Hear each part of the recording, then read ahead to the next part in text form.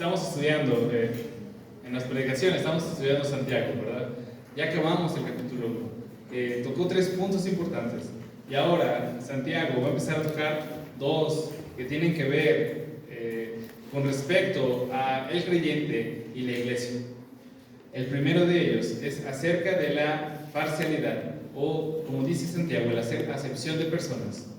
O en otras palabras, también se podría describir como la discriminación. Discriminación no es hacerle bullying a un niño o a otra persona, sino habla de distinguir a 2 personas, hacer la diferencia entre 2 personas. Eso significa discriminar. Entonces, aquí Santiago, en Santiago 2, está atacando ese problema en las iglesias. Vamos a leer, hermanos, Santiago 2, versículo 1 al 4. Santiago 2, versículo 1 al 4. Hoy vamos a ver, hermanos, la relación que tiene el creyente y el amor al prójimo. ¿Ya tienen el pasaje, hermanos? Santiago 2, del 1 al 4. Vamos a hacer esa lectura todos juntos. Así dice la palabra de Dios. Hermanos míos, que vuestra fe en nuestro glorioso Señor Jesucristo sea sin acepción de personas. Porque si en vuestra congregación entra un hombre con anillo de oro y con ropa espléndida, y también entra un pobre con vestido andrajoso, y miráis con agrado al que trae la ropa espléndida, y le decís: siéntate tú aquí en un buen lugar, y decís al pobre: estate tú allí en pie, o siéntate aquí abajo y estrada. No hacéis distinciones entre vosotros mismos, y venís a ser jueces con malos pensamientos. Vamos a orar, hermanos. Padre Santo, te agradecemos tus bondades y misericordias, porque en esta mañana volvemos a recordar el gran sacrificio, de dónde nos has sacado, Padre, cómo nos has limpiado, y ahora somos parte de tus hijos. Te pedimos que sigas obrando en nuestros corazones, que tu palabra sea expuesta, Padre, y que llevemos estas palabras en lo profundo de nuestros corazones y la pongamos por obra. Es lo que te suplicamos, amado Padre, en el nombre de tu Hijo Jesús. Amén. Amén. Empieza el versículo 1 diciendo: hermanos míos. Esta palabra ya la hemos visto constantemente en Santiago, y Santiago usa esta palabra en una manera de recordarles que somos hermanos en la iglesia, que somos una familia, como leíamos en Romanos 12, dice: somos un cuerpo, todos somos un cuerpo. Dice: somos hermanos, habla de cercanía. Sin embargo, también la usa constantemente para cambiar de tema. Ya veníamos hablando acerca de ser hacedores de la palabra, y ahora cambia completamente el tema. Sigue hablando de esa falta de armonía entre los cristianos. Hay una falta de armonía entre los cristianos y el amor sincero y sin condiciones al prójimo. No puede estar en armonía la fe genuina y el discriminar, el hacer acepciones de personas. También lo podemos ver como el favoritismo. Dice Santiago, dice: hermanos míos, dice que vuestra fe en nuestro glorioso Señor Jesucristo sea sin acepción de personas. Dice que vuestra fe, pero la palabra original, en los textos originales, dice que tu fe no sea con favoritismo, que tu fe en nuestro Señor Jesucristo, en nuestro glorioso Señor Jesucristo, sea sin acepción de personas. Que tu fe, dice, no sea así. Que puedas distinguir o que distingas entre personas, en que a algunos les sabes más y a otros menos. Que a algunos seas más amable y que con otros no. Dice: eso no puede ser en la casa de Dios. Dice: debe de ser sin acepción de personas. Habla de que no puedes favorecer a unos y a otros no. Decir: este hermano me cae mejor, venga hermano, siéntese aquí enfrente. Pero el hermano que casi no viene, ¿no? Que apenas empieza a venir, dice: ni siquiera lo saludes. Habla acerca de ese favoritismo. Dice: nuestra fe no puede ser así. El favoritismo o el discriminar dentro de la casa de Dios es una condenación. El mandamiento, la exhortación de parte de Santiago es: no lo hagan. Y esas nosotros podemos verlas como mandamientos. Esto no es permitido en la casa de Dios. Vamos a Lucas 7, versículo 39.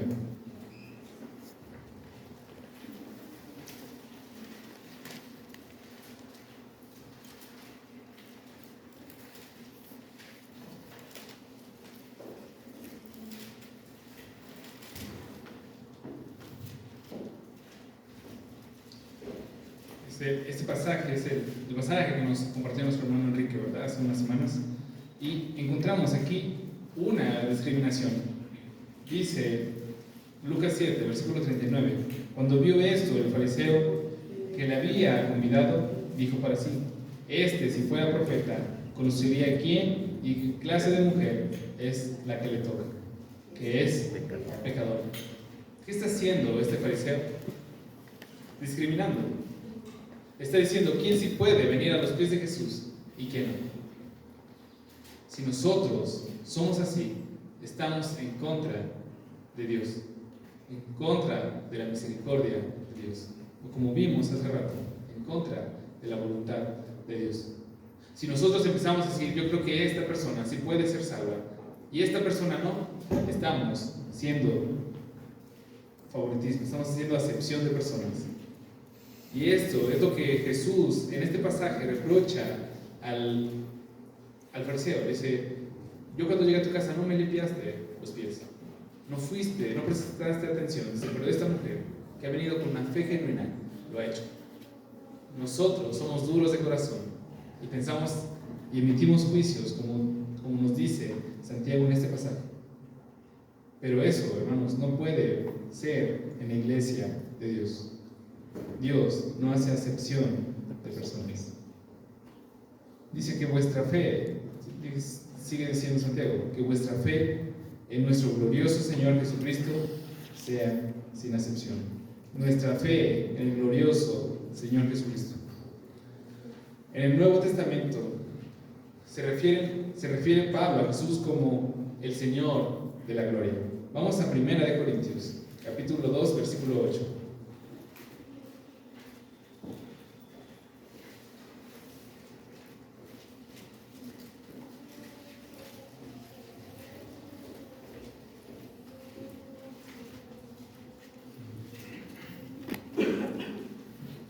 Corintios 2, versículo 8 dice: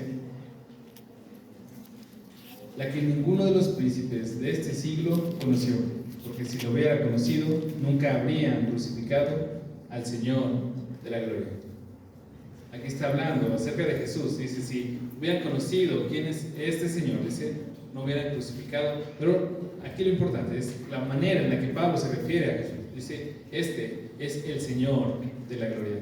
Jesús, hermanos, es glorioso, porque como dice Hebreos 1:3, dice: Él es el resplandor de la gloria de Dios. Ese pasaje Hebreos da una introducción enorme de quién es Jesús.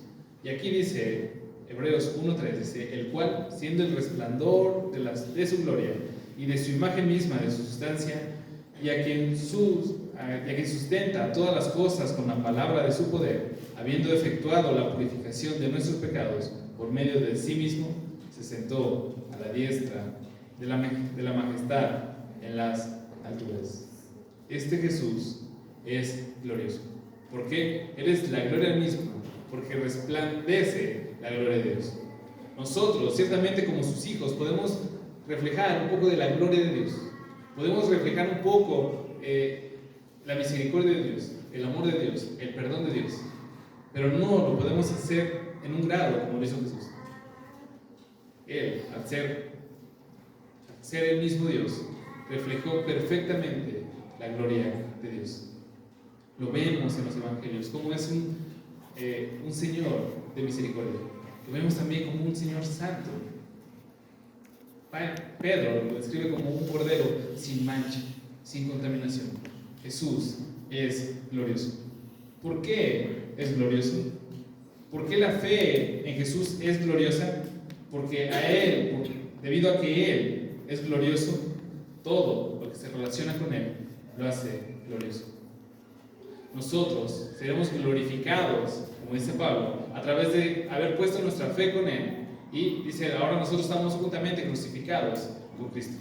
Dice, para que cuando resucitemos de los muertos, dice, nosotros también seamos resucitados con Jesús. Y nosotros, cuando Cristo venga, seremos glorificados como Jesús, debido a esa unidad con Jesús. Todo lo que está relacionado con este Jesús glorioso lo hace glorioso. Por eso nuestra fe en Él es gloriosa. Estando en gloria Jesús, estando a la diestra del Padre, antes de ser encarnado, dice, tomó cuerpo de siervo y vino a morir por los suyos, vino a morir por mí y vino a morir por ti. No podemos hacer que este glorioso mensaje, que este glorioso evangelio haga acepción de personas. Vamos a 2 Corintios, capítulo 8, versículo 9.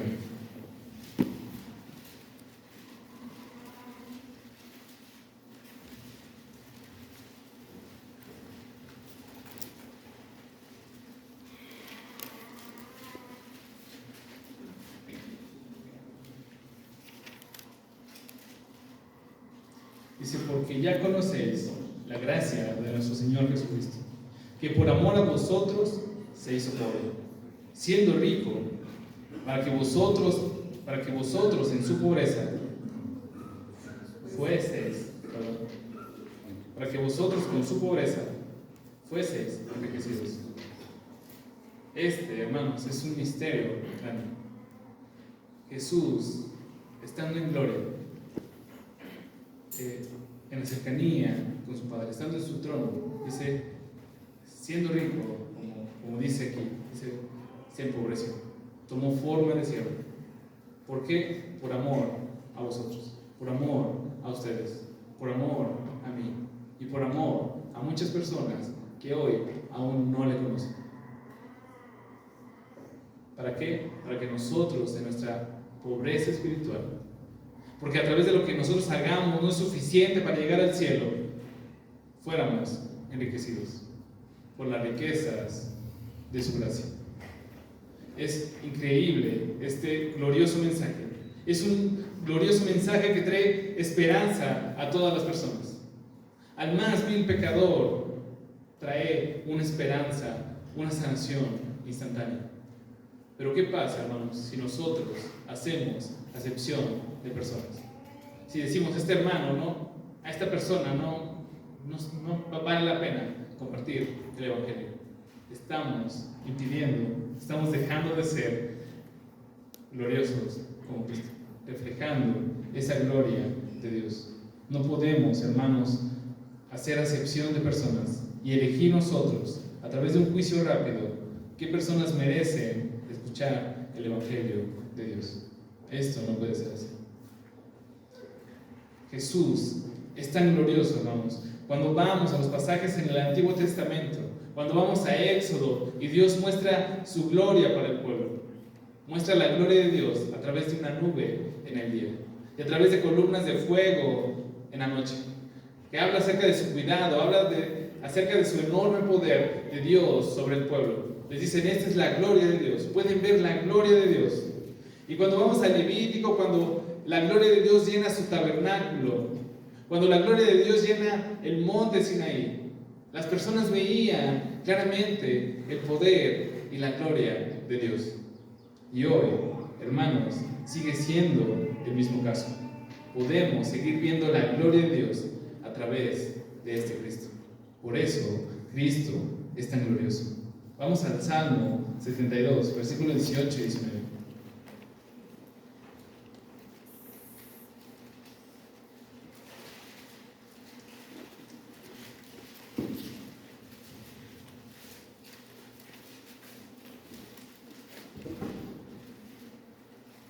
Dice, bendito Jehová Dios, el Dios de Israel, el único que hace maravillas.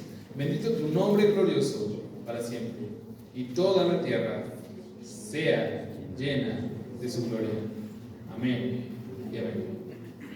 creemos en este Dios glorioso y que todo lo que hace es glorioso, que su nombre es glorioso y que toda la tierra se llenará de su gloria. ¿Cómo se llenará la tierra de la gloria de Dios? Cuando el Evangelio llegue a todas, el Evangelio ya llega a todas las naciones, pero siendo parte de esta gran comisión, llevando el Evangelio a todas las personas. Jesús dice que ya la cosecha está lista, los campos están blancos, hay que ir a esa mies, hay que llevar la semilla a todas las personas, la semilla del Evangelio, este glorioso Evangelio, de este Señor glorioso, nuestro Señor Jesucristo. No solo hoy sigue siendo glorioso, como leíamos en Hebreos 1:3, dice Él, ahora está a la diestra del Padre. Pero, hermanos, Él ha prometido que regresará. Y adivinen de qué manera lo hará. Vamos a Mateo 24, versículo 30.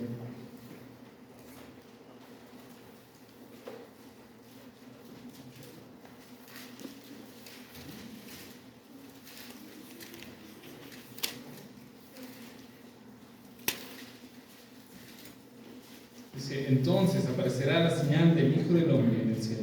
Y entonces lamentarán todas las tribus de la tierra y verán al Hijo del Hombre viniendo sobre las nubes del cielo con gran poder y con gran gloria. No solo es glorioso hoy, no solo es glorioso cuando nos ha limpiado de nuestros pecados, no solo es glorioso cuando limpia de los pecados. Hoy Cristo sigue siendo tan glorioso y regresará en gloria, con gran gloria. Este Cristo es un Señor glorioso y todo lo que hace, la novia que ha preparado, su cuerpo es glorioso también. Nosotros no podemos decidir quién puede venir a los pies de Cristo y quién no. Santiago sigue diciendo en el versículo 2. Santiago, recuerden hermanos, que es un excelente maestro y siempre que habla de algo pone una ilustración que podamos entender. Dice el versículo 2, Santiago empieza a hablar acerca de esta ilustración. Dice, porque si en vuestra congregación entra un hombre con anillo de oro y con ropa espléndida, y también entra un pobre con vestido andrajoso, dice el versículo 3, y miráis con agrado al que trae la ropa espléndida, y le decís, siéntate tú aquí en un buen lugar, y decís al pobre, estate tú allí en pie, o siéntate aquí bajo mi estrado. Santiago empieza a describir esta ilustración. Dice que entra a la congregación, que entra a la iglesia. La palabra, curiosamente, original es una sinagoga. Un hombre entra a una sinagoga. ¿Y cómo describe al primer hombre? Dice que entra un hombre con anillo de oro y con ropa espléndida. Describe a un hombre en esos tiempos de clase alta. La palabra anillo de oro habla de dedos de oro, porque se ponían tantos anillos que sus dedos parecían de oro. Habla acerca de una riqueza material grande. Habla acerca de una persona de una alta sociedad. No sé cómo lo podríamos escribir, la verdad es que no sé mucho de moda, pero es como si entrara alguien vestido de esas marcas de diseñador que cuestan 30,000 pesos, 40,000 pesos, con unos tenis que valen más que muchas cosas. Es que, en verdad, no sé mucho de moda, hermanos, no estoy al tanto. Pero entra alguien con ropas muy espléndidas. La palabra espléndidas habla de brillo, que atrae, que llama la atención. Habla de algo que brilla. Este hombre se escribe como un hombre rico, simplemente. Pero atrás de él va entrando un hermano, dice, con un vestido andrajoso. Es un contraste completamente entre ambos.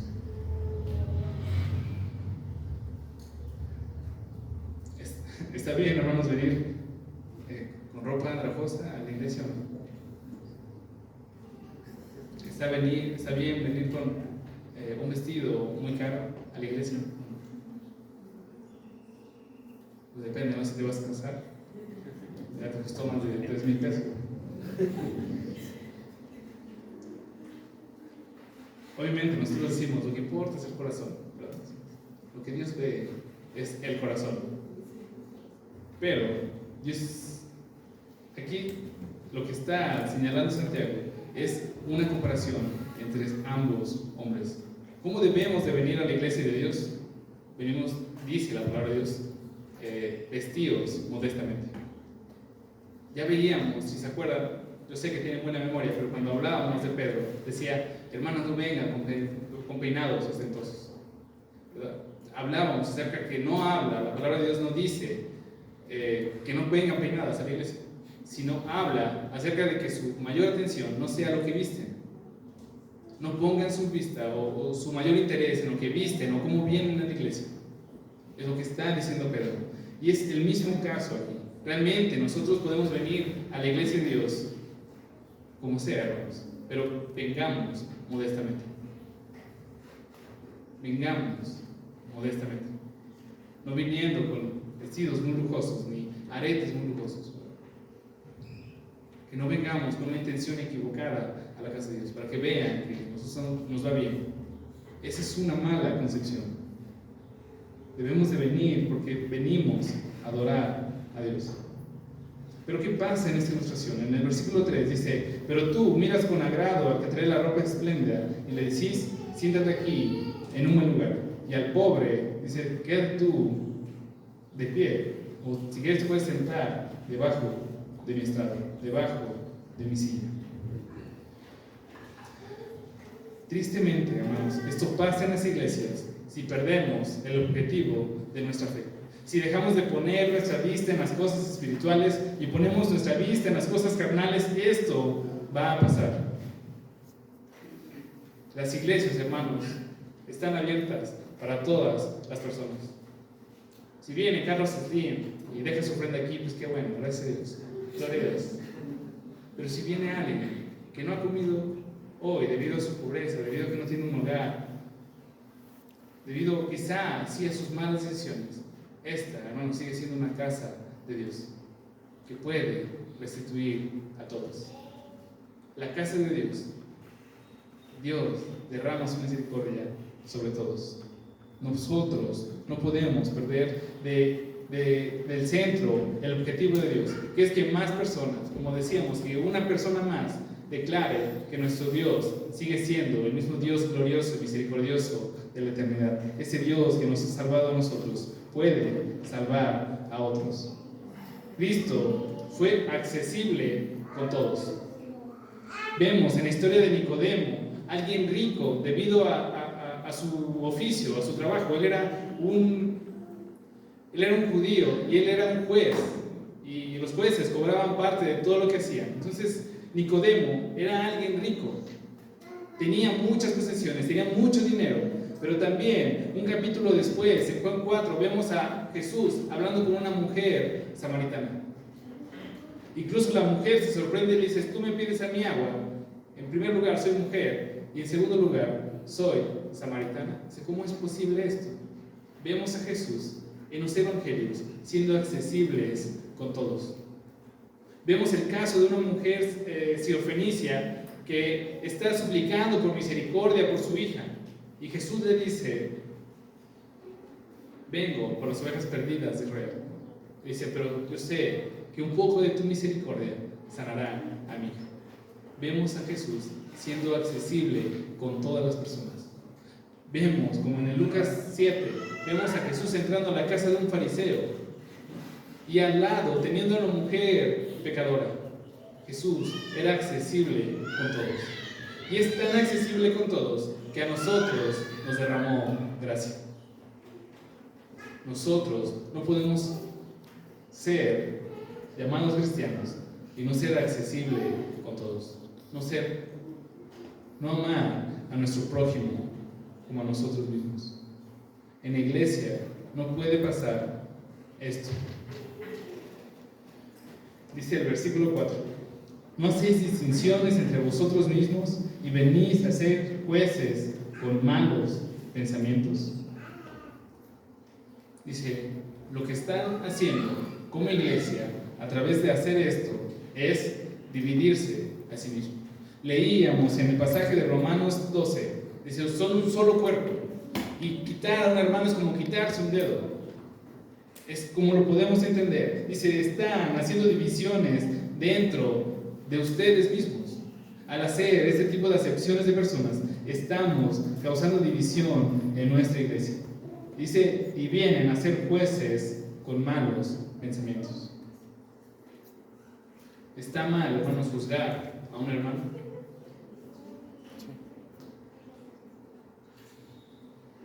¿Ustedes qué opinan? ¿Está mal decir juzgar a un hermano de la iglesia?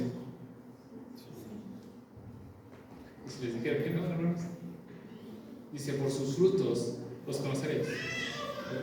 Nosotros podemos saber quién es un hermano o no, dice a través de sus frutos. Dice, lo que está mal, hermanos, es ser jueces con malos pensamientos. Lo que está mal es como tratar de evidenciar que esa persona está mal, ¿no? No está mal decirle, hermano, creo que usted está en pecado, necesita corregir esto. Eso no está mal. Y muchas personas en esta actualidad se ha tornado así. No me puedes decir nada porque Dios es el que juzga, no los hombres. Estoy diciendo, no me molestes, yo voy a seguir viviendo en mi pecado. Y ya, déjame en paz. Dios nos llama a ver si un hermano está en pecado, ir y hablar con él y decir, hermano, esto está mal. Si tú ves a un hermano, vas con él y le dices, no se corre el rumor, no se va el chisme. Eso es ser juez con malos pensamientos. Vas y le dices, hermano, te vi haciendo esto y es pecado. Creo que debes de arrepentirte y venir a los pies de Jesús. Por nuestros frutos nos reconoceremos. Lo que está mal, hermanos, es ser jueces con malos pensamientos. Querer diferenciar algo. Este hermano no está en lo espiritual, no le hagas caso. Este hermano es esto, no le hagas caso. No, este hermano no puede estar aquí porque es esto. Eso, hermanos, es el verdadero problema. ¿Y por qué es un problema? Es un problema porque nos hemos endurecido. Es un problema porque hemos perdido de atención a quien debemos amar. Vamos a Lucas 10, versículo 29.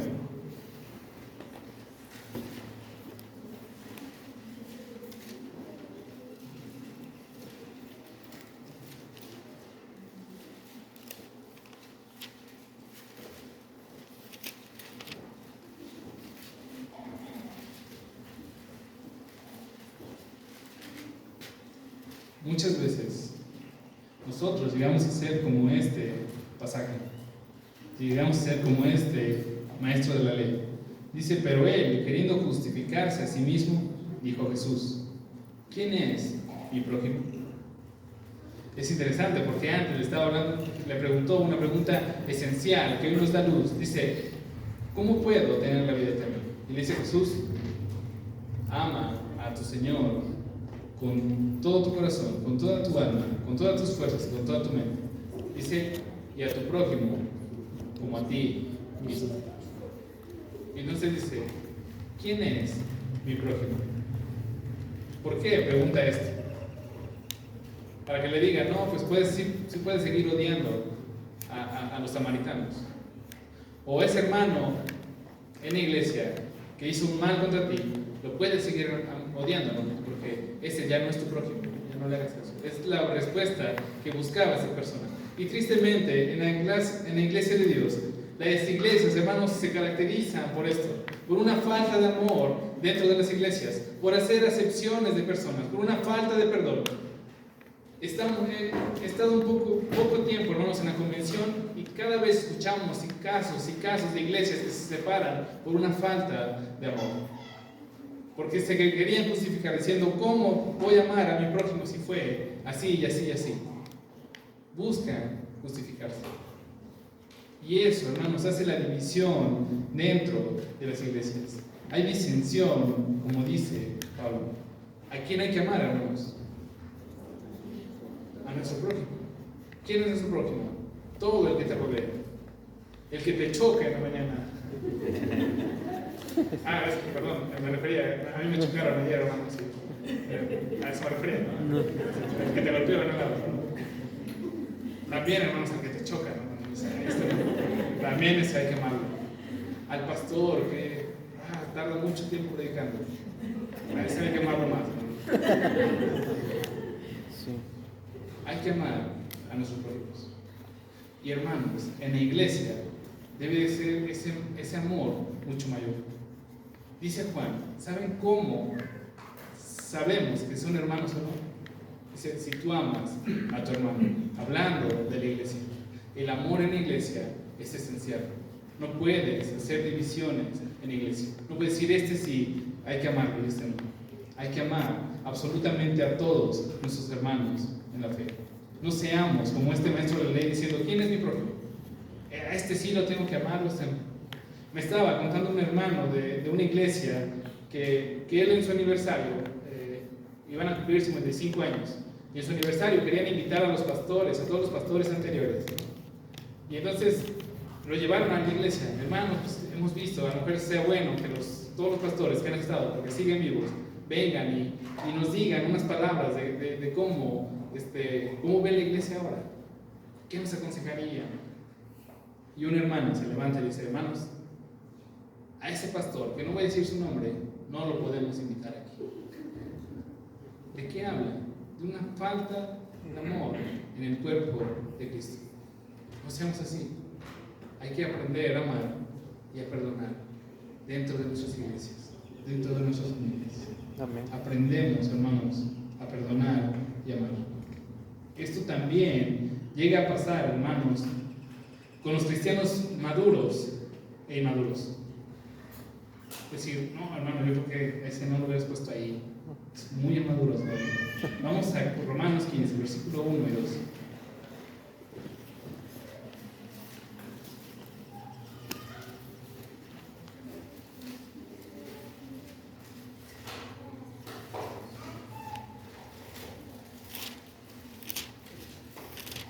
Romanos 15, versículo 1 y 2. Dice, así que los que somos fuertes debemos soportar las flaquezas de los débiles y no agradarnos a nosotros mismos. Cada uno de nosotros agrade a su prójimo en lo que es bueno, para edificación.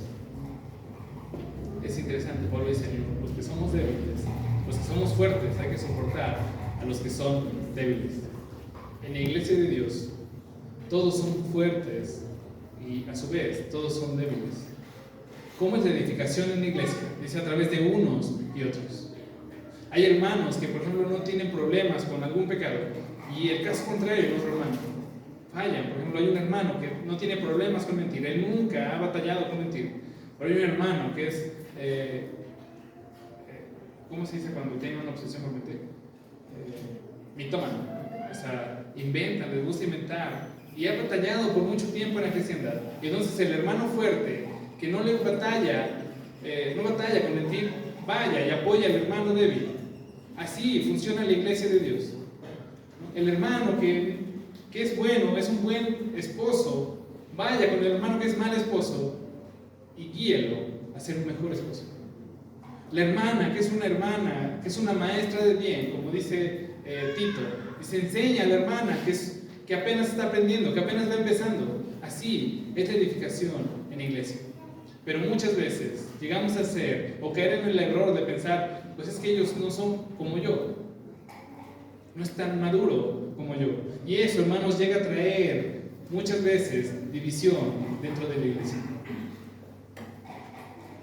Recuerdo cuando vine a los pies de Cristo, tuve un deseo por leer la palabra de Dios y leía muchos capítulos al día, no en forma de presunción. En verdad me gustaba leer la palabra de Dios. Y entonces cuando llegaba a las reuniones de jóvenes y veía jóvenes que en la semana abrieron su Biblia, yo me desesperaba y decía, ¿cómo puede ser posible que te llames cristiano y no leas tu Biblia? Pero entendí, ahora con el paso del tiempo, entendí que era una falta de paciencia en mí. No todos crecemos igual. Leíamos en Romanos 12, a través del pasaje que leyó nuestro hermano Joaquín, bueno, que leímos todos, decía que debemos como ser pacientes. Dice, porque de manera que en un cuerpo tenemos muchos miembros, pero no todos los miembros tienen la misma función. Así nosotros, siendo muchos en el cuerpo de Cristo y todos miembros los unos de los otros, de la manera que teniendo diferentes dones, según la gracia que nos es dada, así como úsela.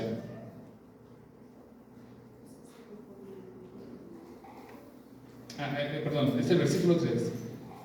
Digo pues, por la gracia que me es dada, la cual que está entre vosotros, no tenga más alto concepto de sí del que debe tener, sino que piense de sí con cordura y conforme a la habilidad de fe que Dios repartió a cada uno. ¿Qué significa esto? Que hay hermanos que van a crecer espiritualmente más rápido que otros. Pero si tú eres un hermano que ha crecido espiritualmente más que otros, debes ser paciente con aquellos que van avanzando a pasos un poco más lentos. Y debes de ayudarlos, obviamente, a que crezcan espiritualmente.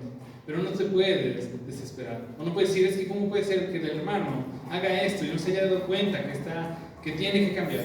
Pues todos vamos creciendo, tristemente, no a la misma velocidad. Necesitamos de la gracia de Dios. Pero si perdemos de vista esto en nuestras iglesias, va a empezar a causar división. Debemos de amarnos dentro de la iglesia. ¿Quién puede venir a la iglesia, hermanos? Vamos a Mateo, versículo 13.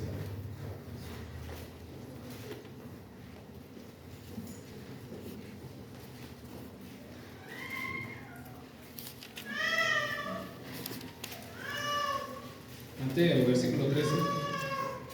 Vamos a leer del versículo 1 al 8. Mateo 13, del 1 al 8.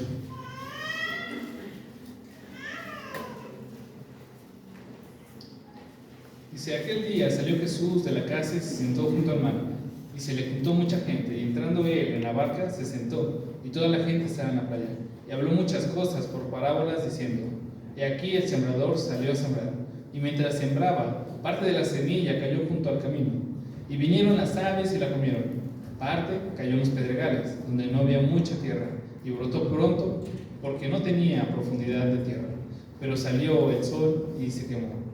Y porque no tenía raíz se secó, y parte cayó entre espinos, y los espinos crecieron y la ahogaron. Pero parte cayó en buena tierra, y dio fruto, cuál a 100, cuál a 60, y cuál a 30 por uno. El que tiene oídos para oír, oiga. Muchas veces, hermanos, esta parábola no la entendemos completamente. Aquí Jesús está hablando de sembrar la semilla del Evangelio a las personas. Y él después explica que esta parábola dice las diferentes tierras son las diferentes personas que escuchan el Evangelio. Hay unas que crecen, que parece que han crecido, pero después de un tiempo se apartan y no regresan. Hay otros que a través de las frustraciones y todo lo que pasa en su vida se secan y pierden la fe. Y hay una tierra buena, que esa crece y da su fruto. Tristemente, hermanos, cuando nosotros llevamos el Evangelio a otras personas, no sabemos qué tipo de tierra son. Pero nosotros no podemos decir, bueno, pues no nos voy a sembrar en la tierra buena, porque no sabemos quiénes son. Nosotros estamos llamados a sembrar el Evangelio a todas las personas. Absolutamente todas las personas deben de escuchar este precioso Evangelio. Todas las personas pueden venir a la iglesia. Estaba en una reunión con los pastores. Yo creo que íbamos a una reunión. Y en el camino dice un hermano, un pastor de aquí del sector, dice, hermano, ¿qué pasaría si alguien abiertamente homosexual llega a tu iglesia? Y entonces todos nos estábamos pensando, bueno, así como en dar una respuesta, ¿no? Una buena respuesta. Y un hermano dice, pues dejo que llegue y se siente. Porque al final de cuentas, todos necesitamos escuchar de la palabra de Dios. Dice, nosotros en otro tiempo fuimos mentirosos. Ahora hay otras personas que son homosexuales y es un pecado. Hay personas que son feministas, ¿no? También es un pecado no someterse a la autoridad del hombre. Todos en algún tiempo no fuimos perfectos, pero es la palabra de Dios la que nos va cambiando. Nosotros no podemos decir, tú sí puedes entrar y tú no puedes entrar al reino de los cielos. Nosotros no podemos hacer acepción de personas. Nosotros no podemos traer división a las iglesias. Nosotros estamos llamados a edificarnos unos con otros, no a pelearnos unos con otros. Y un punto importante para que no batallemos con este punto, hermanos, es recordar quiénes somos. Vamos a 2 de Corintios, capítulo 4, versículo 7.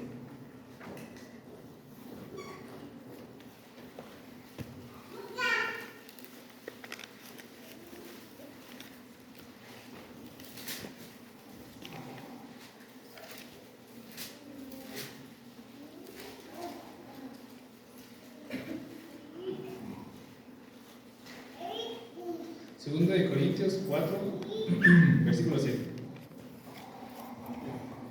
Dice, pero tenemos este tesoro en vasos de barro, para que por la excelencia del poder sea de Dios. Para que la excelencia del poder sea de Dios y no de nosotros. Este pasaje me gusta mucho y me gusta recordarlo mucho. Dice, ¿quiénes somos? Dice, somos vasos de barro. ¿Creen que en estos tiempos, hermanos, no había copas de oro? Pero ¿por qué Pablo dice que somos vasos de barro? Para recordarnos que nosotros no somos los importantes, sino que lo que tenemos es lo valioso. ¿Qué tenemos? El Evangelio en nuestros corazones. Nosotros somos nuevas criaturas por el Evangelio que está en nuestros corazones. ¿Para qué? Para que la gloria sea de Dios. Este pasaje fue usado por Martín Lutero. A él le gustaba decir que él era un vaso de barro. Y entonces sus enemigos lo llamaron que era un migitorio de barro. Obviamente en esos tiempos no había baños como en estos días, usaban como unas jarras grandes de barro. Y entonces sus enemigos lo llamaban así. Pero él decía, sí lo fui. Quizá en algún punto de mi vida sí lo fui debido a mi pecado. Pero hoy tengo un tesoro invaluable dentro de mí. Pero no es por mí, sino es por la gracia de Dios. Nosotros, hermanos, debemos recordar esto. Somos vasos de barro, que hemos sido salvos por la misericordia de Dios, no por nuestras buenas obras, no porque no fuimos tan malos, o no porque fuimos muy malos, sino todo es por la misericordia de Dios. Estamos aquí simplemente por la misericordia de Dios. Vamos a Romanos 12, versículo 3.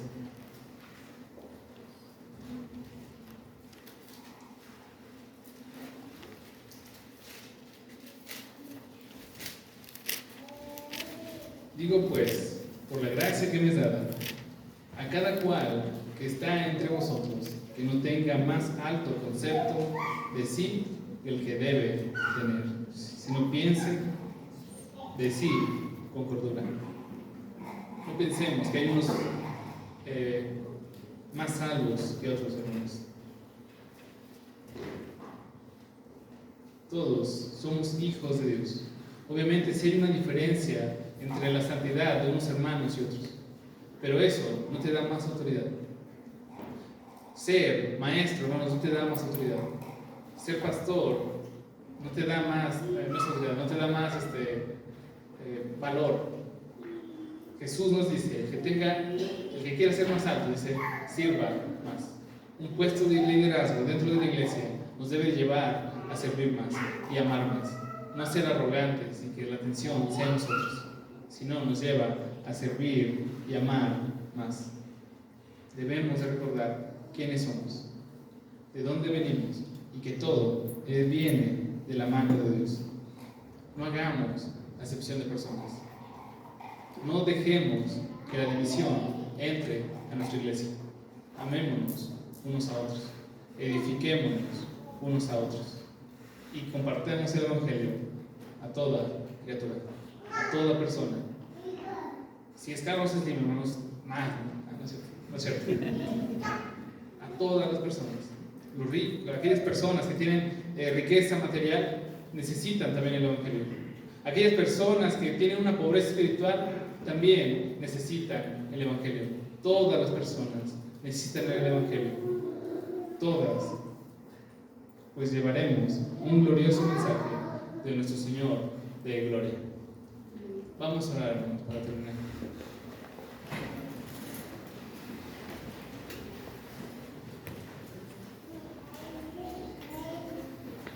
Padre Santo, te damos gracias por tus muchas bondades, porque una vez más recordamos, Padre, quiénes somos, que somos unos vasos de barro, Padre, unos vasos donde tú has derramado tu misericordia en cada uno de nosotros. Pero te pedimos, Padre, que podamos seguir manteniendo la unidad dentro de tu iglesia. Sigue perdonándonos, Padre, y también enséñanos a perdonar a nuestros hermanos.